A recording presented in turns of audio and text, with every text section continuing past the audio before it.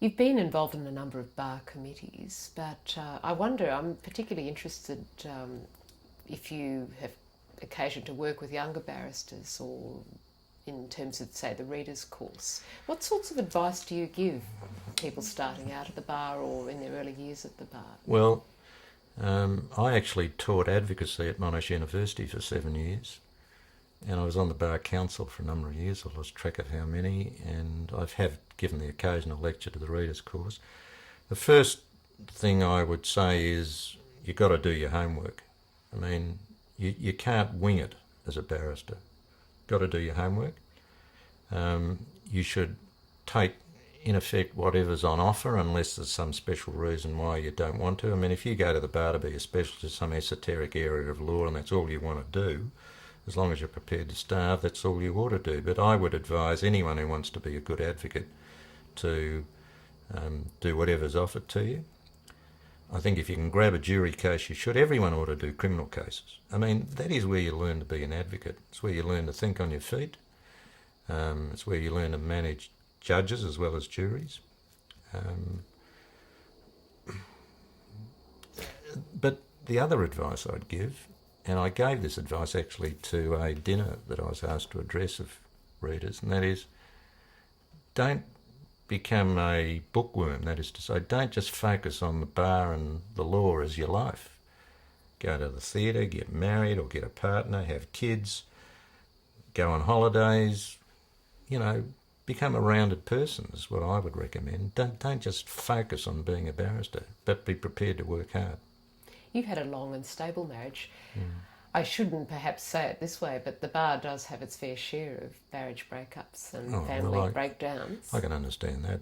I mean, there's a guy I know who will remain nameless, who I used to brief when I was a solicitor and who became a Supreme Court judge. He's a terrific advocate, terrific barrister, terrific judge.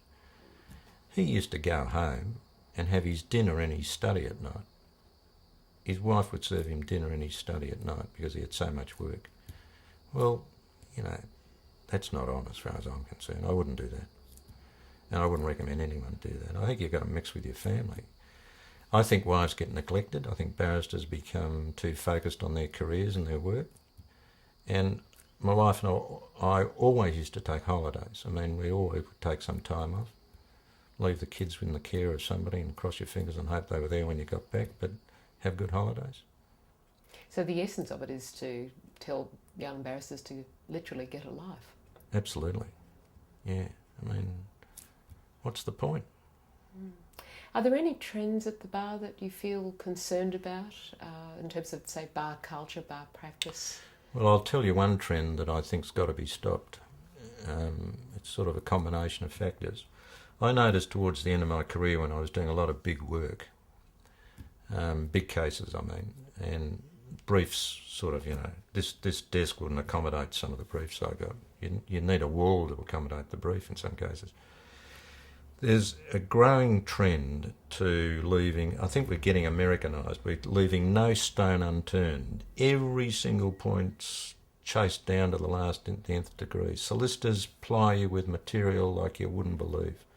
You can't read it all, you can't understand it all. You've got to delegate parts of it to other people. And there's a growing trend in the big firms, I think, for the solicitors to do more and more work. And I think what they lack, and I had this borne out par excellence in one of the last cases I did, they lack judgment. They don't understand the forensic exercise of arguing a case.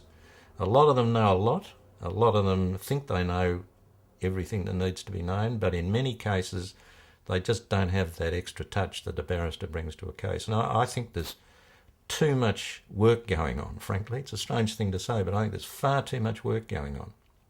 And the courts are struggling with it. They're trying to bring in rules and make different practices and set up specialist lists and what have you.